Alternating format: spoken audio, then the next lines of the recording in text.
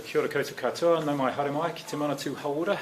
Welcome back to the Ministry of Health, and apologies to Radio New Zealand, I'm not Chris Hipkins. The alert came up, so you've got the, I've come off the bench. Kia ora anō. What I can report in terms of COVID cases today, there are no new cases in the community to report.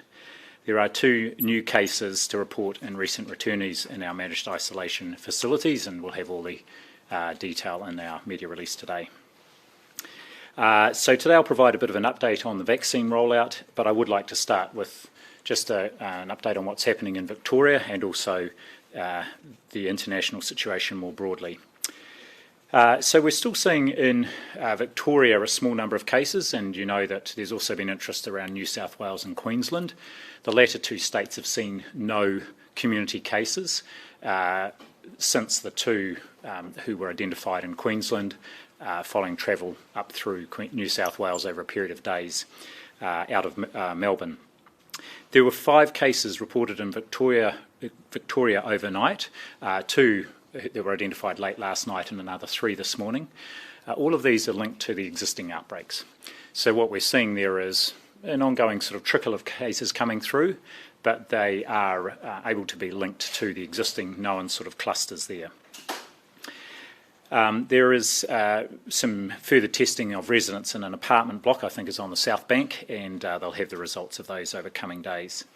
There will be an update later this afternoon on the current travel pause of quarantine-free travel pause with Victoria.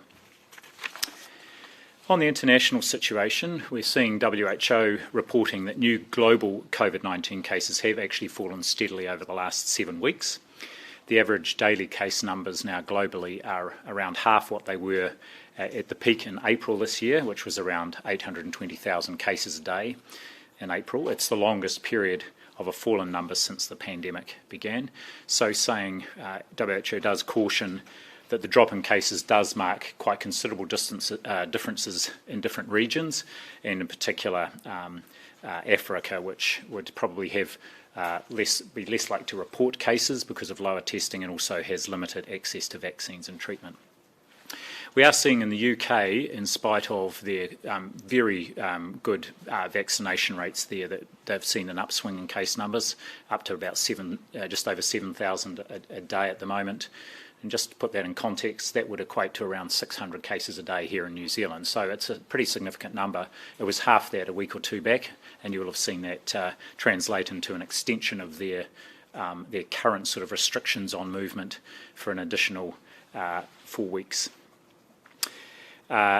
This is also reflected in hospitalisations in the UK, with the difference being this time as those hospitalisations increase, over 70% of these are in people under age 65, in contrast to where they were in January earlier this year and earlier in the outbreak there.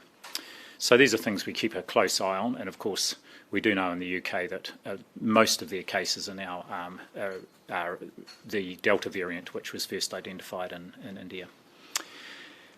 On the vaccination numbers, first I'm happy to report the data that will be going up on our website represent a further consolidation and progress with our program, and with July's supply already secured and our program locked in for the next few weeks, the numbers continue to track upwards. As of midnight last night, we had delivered 891,702 doses. That's an increase on more than 116,000 doses last week, remembering that there was in a week where we had a public holiday and also, as you'll recall, the nurses' industrial action on the Wednesday. More than 324,000 people have now had their second dose and are fully vaccinated, which is around 6% of the total population.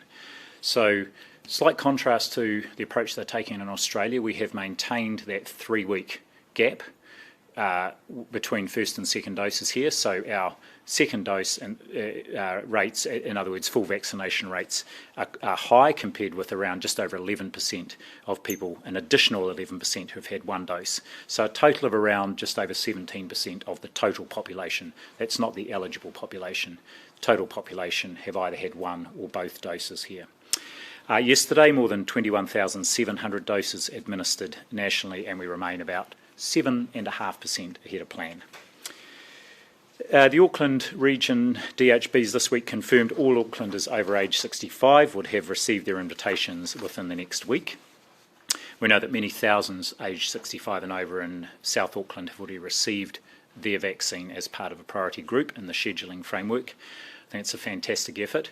You might see in the data that are released that Auckland is somewhat behind their plan. However, remembering it's about a third of the population, they've delivered more than a third of vaccines to date. And I do know at the moment they've got a big focus on ensuring that all residents in aged residential care, which they have a substantial number across the region, are being vaccinated before at least having their first vaccine before the end of this month. There's a lot happening around the Auckland region. 8 community centres in the metro region now live, 4 new centres in addition to open before the end of June. There are 21 general practices have joined the program. An average of 10 new practices will start vaccinating each week from here. A reminder to everybody, now's a good time to update your contact details with your GP or healthcare provider. Make sure they are up to date, especially if you've moved recently. Tomorrow there will be a media stand-up with the Prime Minister where she will have more to say around the messages for people in Group 4 and the way bookings and vaccinations will roll out with that group from July. A vital part of our scale-up is ensuring we have enough vaccinators. I'm pleased to say as of midnight last night, 7,666, I don't think that's an unlucky number, vaccinators have completed the online training, and of those just over 3,000 have been active in the program. And additional vaccinators continue to come on board as we ramp up the program. And finally, I'm very pleased to report the latest encouraging research findings around population willingness to be vaccinated. Shows an increasing level of willingness. Our latest research report I've just received shows 80% of those aged 16 years and over say they are likely to get a vaccine or have already been vaccinated. It's up from 69% in March and 77% in April. Very encouraging, and within that broad figure we've seen the Māori potential uptake increase to 75%, further increase from 71% in April, and for the Pacifica population it remains steady at around 78%, noting that there was 59% a couple of months ago. We know that our Māori and Pacifica communities are considered high risk. We've seen in our outbreak last August that those are communities that were more heavily impacted, so it's fantastic to see this high and increasing level of willingness. There remains a core group of around 12% of people who at the moment say they're unlikely to be vaccinated, and about 8% of people say they remain unsure. So our challenge, and one we're more than happy to take up, is to continue to work with those groups to ensure we answer their questions and make sure they have all the information they need to decide what's right for them, and I hope take up that opportunity to be vaccinated. So I'll take any questions now. What's your strategy around that? How will you make them take up the vaccine if they don't want to? We have no intention to make people take up the vaccine. The government's been really clear from the start it's not mandatory. What I think we will continue to see is that growing acceptance of and willingness to be vaccinated, particularly as the numbers get higher. Again, it will become, I think, a social norm, and I think we will see the number of people who genuinely don't want to have it will continue to decline. Have you got a target number? You said it's 12% now. Do you want to get that down to 2, 3, 0%? 0% ideally, and the aim is to vaccinate as many eligible New Zealanders as possible, and of course our intention is to do that before the end of the year. Have you provided any advice to the government around vaccinated people and MIQ? Given there's this new CDC study out in March, you're probably seeing, which showed 90% less of any infection for COVID in a real-world situation for the Pfizer vaccine, suggesting that almost everyone who's fully vaccinated with Pfizer does not get infected with COVID, let alone get sick. Given that, have you provided advice to the government on what should be done with vaccinated people and MIQ and whether they need to do a full MIQ stay? We're actually working on advice on this with colleagues across government, and this really plays into the whole reopening of the border. And there are 2 elements to that. One is, of course, quarantine-free travel, and we've clearly got that happening with Australia and the Cooks at the moment, and we have ongoing work to see if there are other countries that could be brought into that quarantine-free travel arrangement. Then it's what might be some of the prerequisites for allowing people to come across the border outside of a quarantine-free travel arrangement without having to go through managed isolation. One of the things will be vaccination status, sure.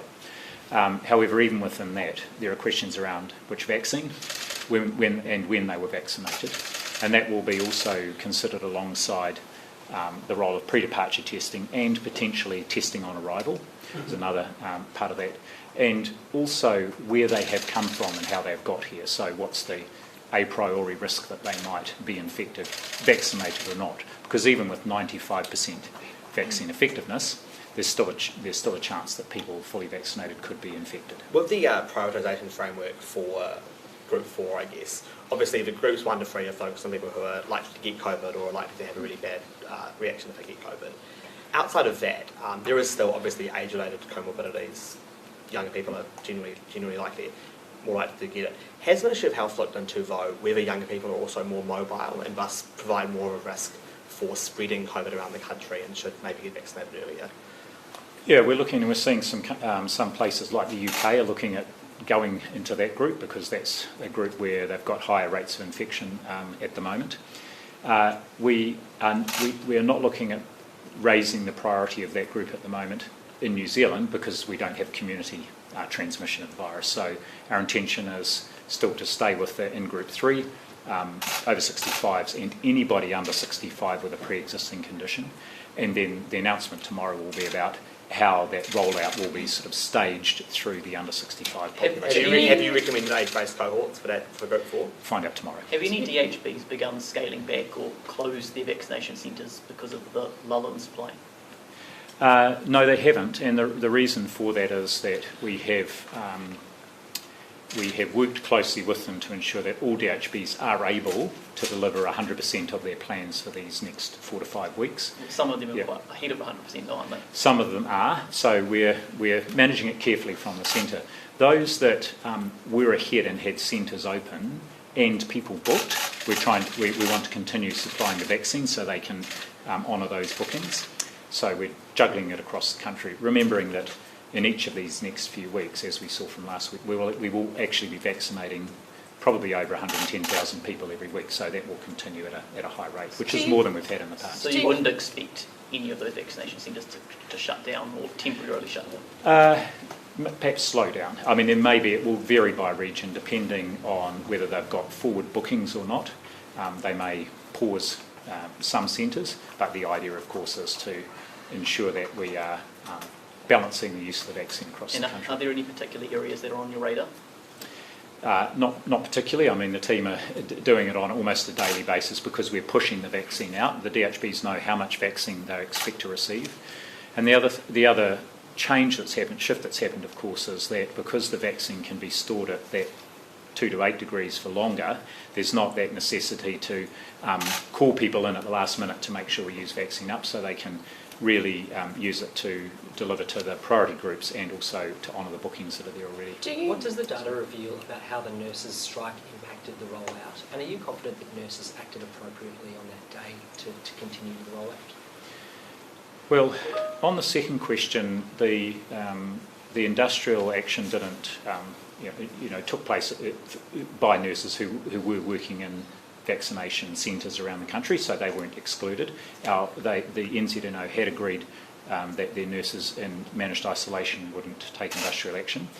We did see a drop in vaccine delivery on the Wednesday last week, but there was still quite a lot of vaccine given, and it impacted more on the northern region and the Auckland metro region than perhaps other areas, depending on the mix of staff that they had vaccinating on the day. Do you have any concerns around the way that happened?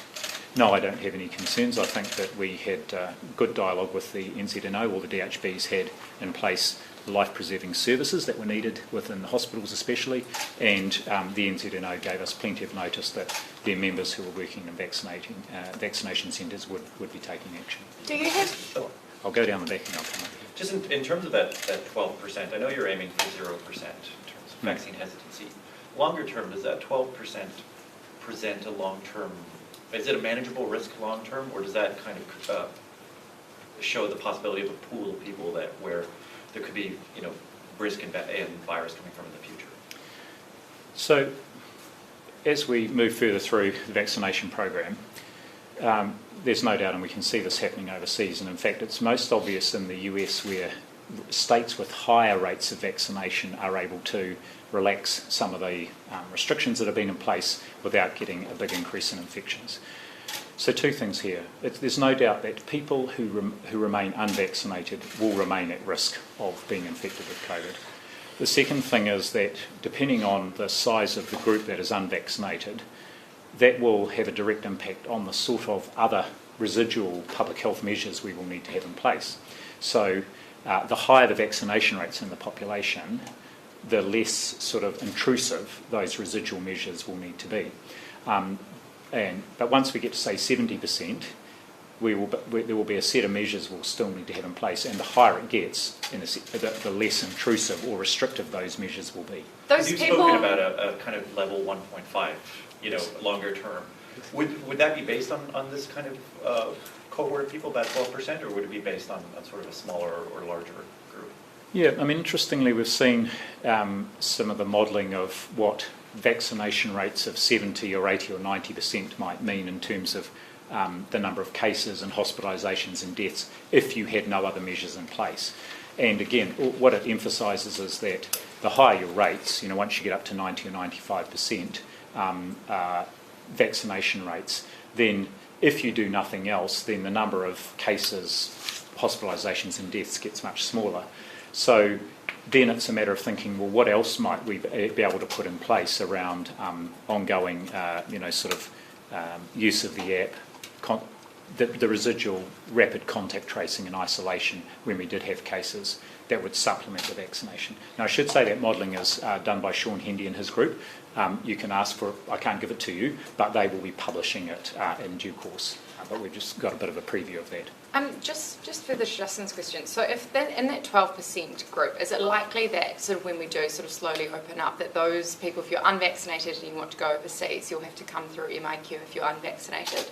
Is that potentially what the trade-off is? Well, it's hard to predict the future, but I would say probably more importantly, I imagine it will be hard for people to travel abroad unless they are vaccinated.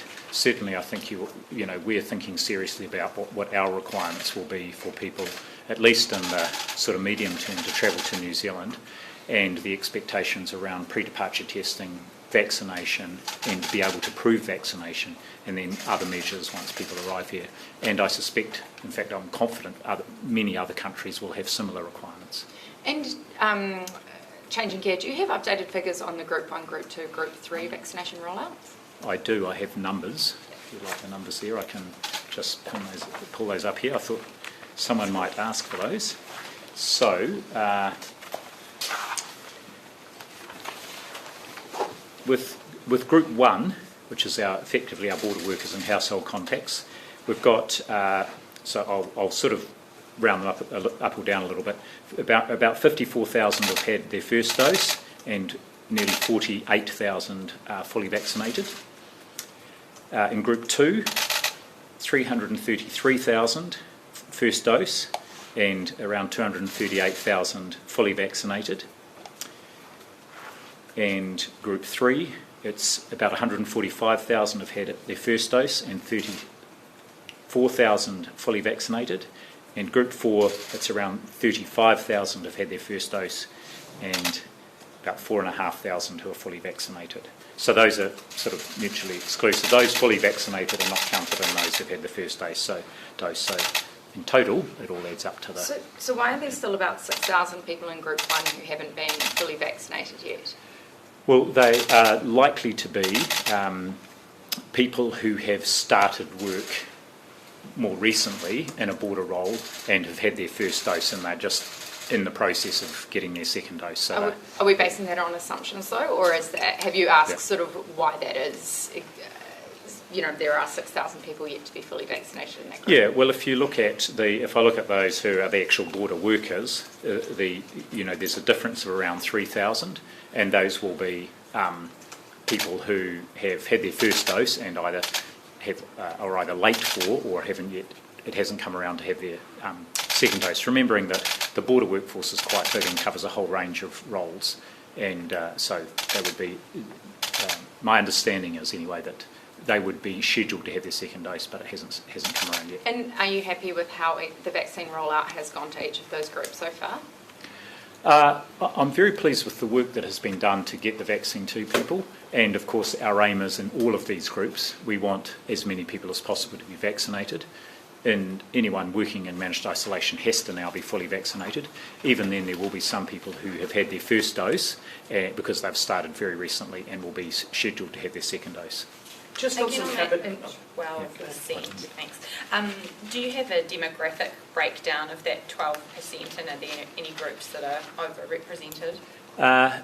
Yes, there is a demographic breakdown, and I'm sorry I haven't got that with me, but it's the latest Horizon research report, and we'll make that available as soon as possible, and you'll be able to see there are some differences by ethnicity and also by age, and my recollection is the sort of 25 to 40 age group are sort of overrepresented in those who are currently saying they're not going to have the vaccine. And what are you doing to target that group?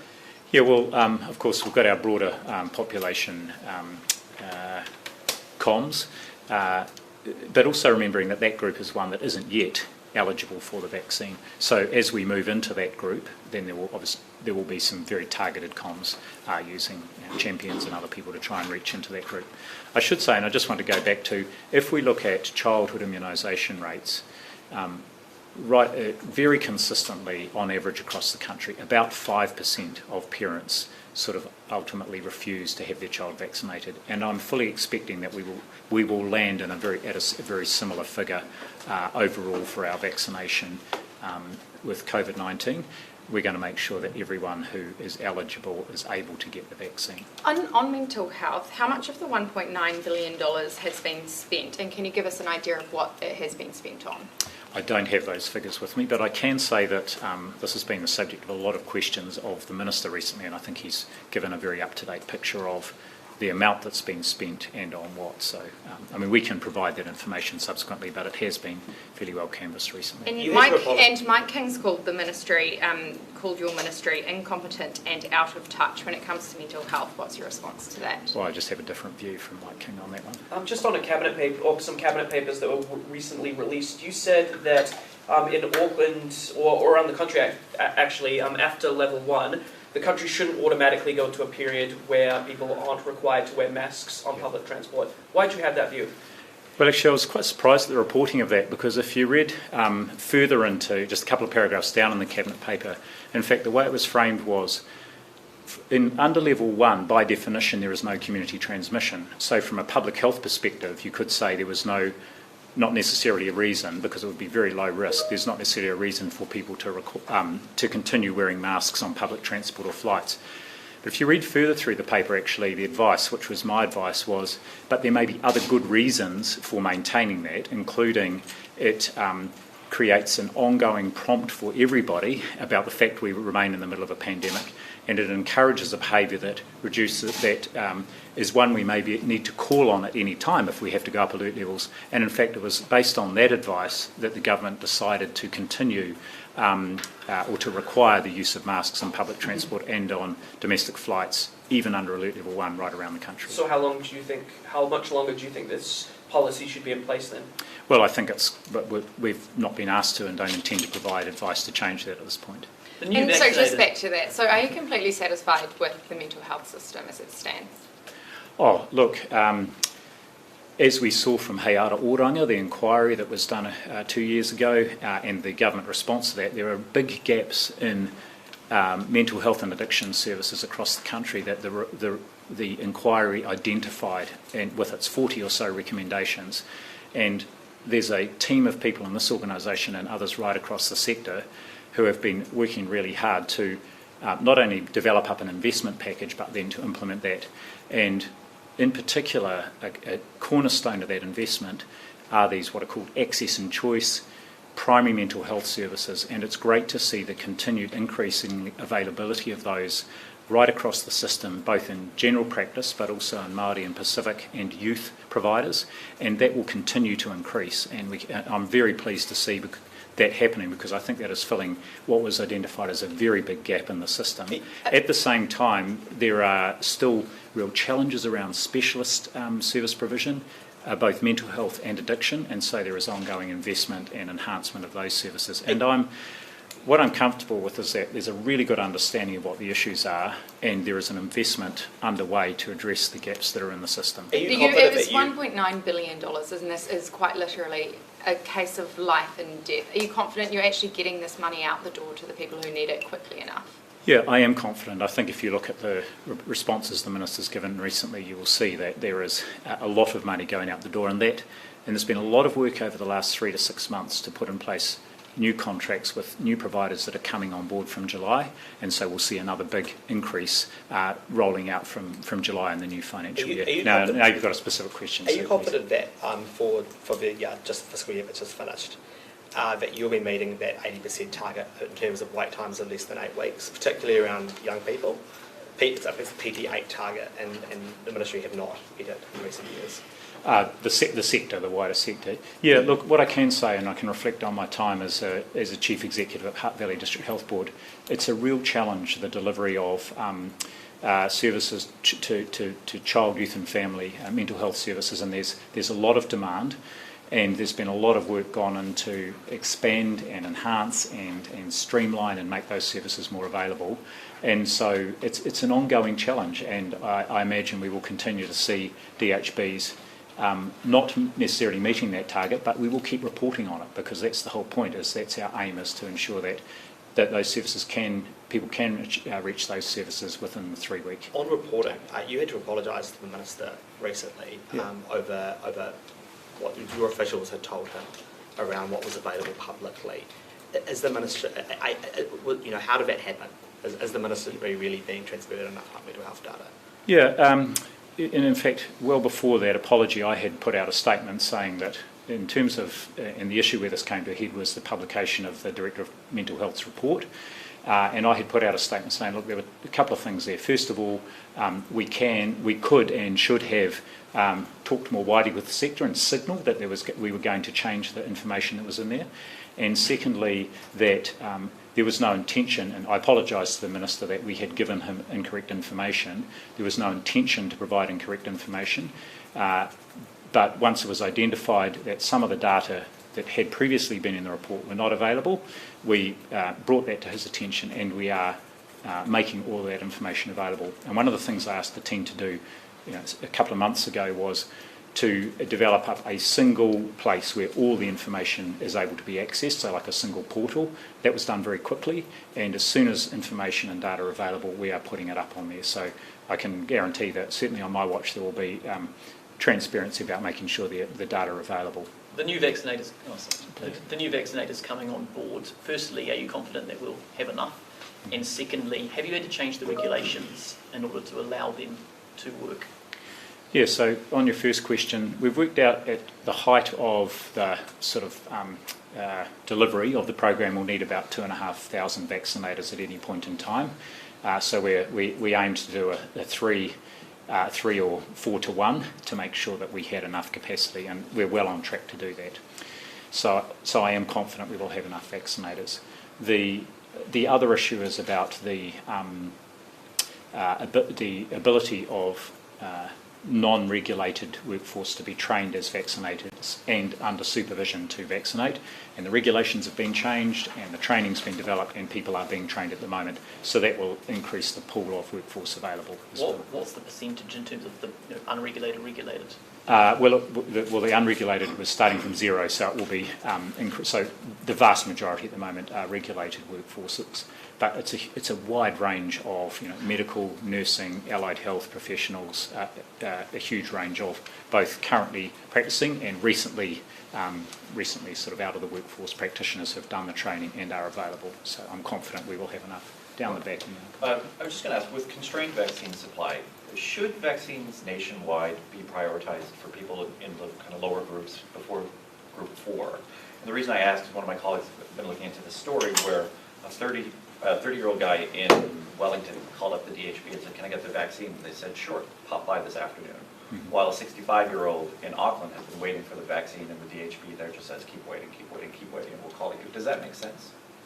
So the sequencing framework is there for a reason, and that is to, on the whole, and for most people, it will largely prioritise as we move through commensurate with the vaccine supply.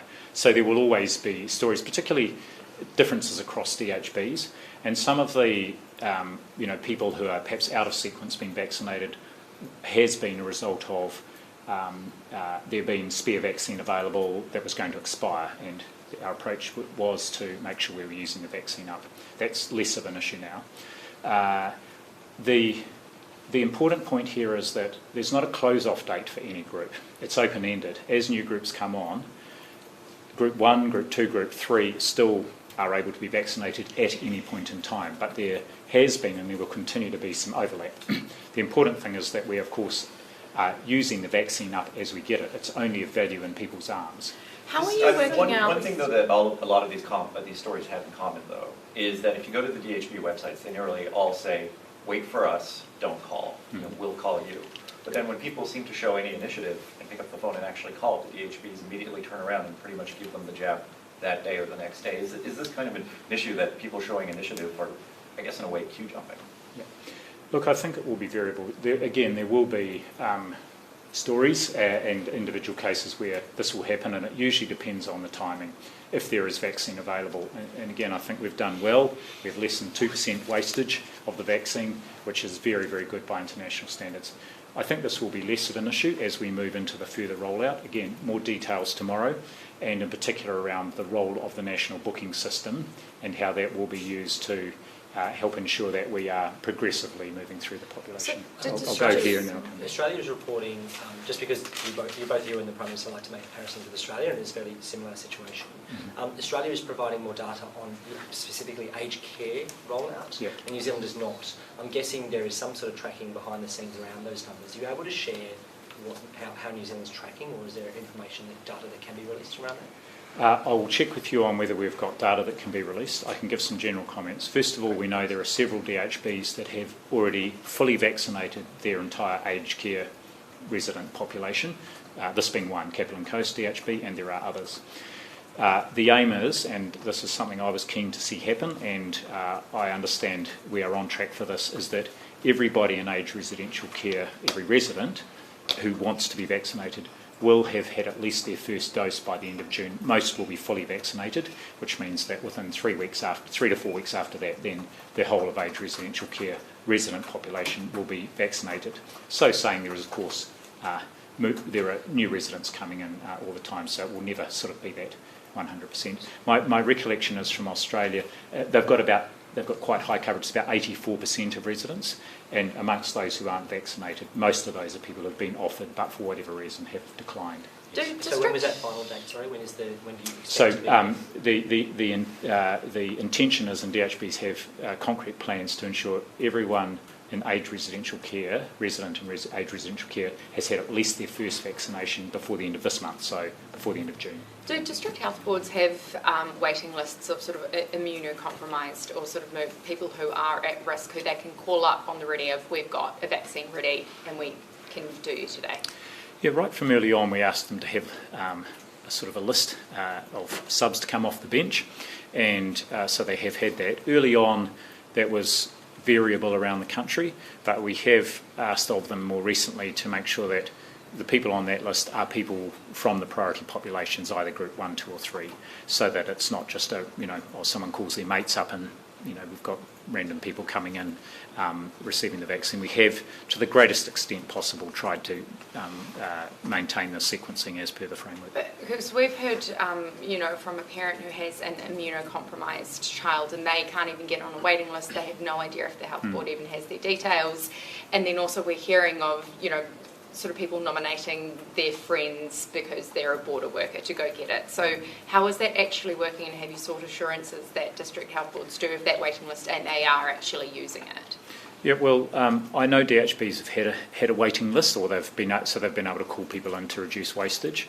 that will be less of an issue from now because the vaccine can be kept for much longer periods. So less reliance on the waiting list, and the focus over this next 5 weeks is to make sure that the people who've got appointments are able to be vaccinated according to the appointment they've got. Perhaps a couple more questions?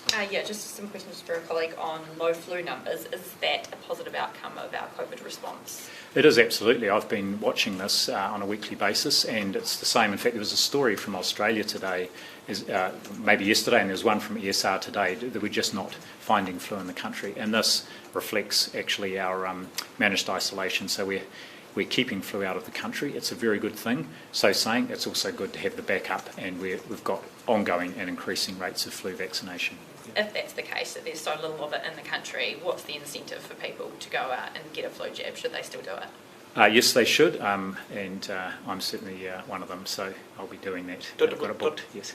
On other vaccines, actually, the original plan was kind of to have the measles immunisation campaign wrap up in October. After kind of the COVID-19 vaccine campaign was dealt with, but are you still confident that you're going to be able to have the capacity to do that in October, given we'll still be in the, somewhere in the teeth of Group 4 at that point? We actually took a conscious decision a few months ago just to sort of not pause, but to slow down the rollout of the MMR catch-up campaign. That's sort of 15 to 29-year-olds, and the reason for that was the need to prioritise childhood immunisation, flu vaccination, and of course COVID-19. There has been ongoing vaccination happening, I guess opportunistically, and we're seeing steady numbers come through. But part of the thinking here is also, as we move through the COVID-19 vaccination campaign, we want to leverage the infrastructure that's been put in place for that to then really push hard on getting the MMR vaccination out to that 15 to 29-year age group to do that big catch-up. And so the intention is to think about how we can use the booking system, the infrastructure and so on that's in place to do that. And you're still confident you can do that from October? Because that was what the original plan said. Not not by October this year, no. But from October. Look, we're thinking about it'll be from October, but it may well be into November, December. It's not going to be a 1 or 2 week effort. It'll be over a few months. A question from a colleague too. Are you worried that fewer than half of those over 65 in South Auckland have been vaccinated, and are you doing anything about it? Well, our overall vaccination proportions at the moment are about 6% fully vaccinated, 11% that's across the whole population. Clearly South Auckland has been a focus, and the effort continues there, and I know that the DHB there and the providers continues to reach out into that, the wider South Auckland community, including the over 65. So I'm not sure exactly what the figure is, but it will be increasing all the time. It remains a focus. But you're comfortable with where it is at now? Oh, well, I'll be more comfortable when it's even higher, but I think, very good progress, and it remains a focus, and we'll look to get it as high as possible over the coming weeks. In particular, as I said earlier on, everyone in Auckland over 65 is expected to be invited in the wider Auckland region within the next week or two. Unless there's one last question.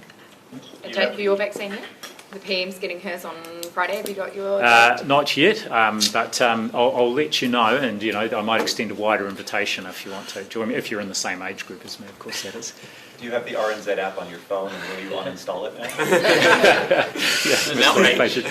Yes, no comment. Okay, thanks very much. Appreciate you coming up.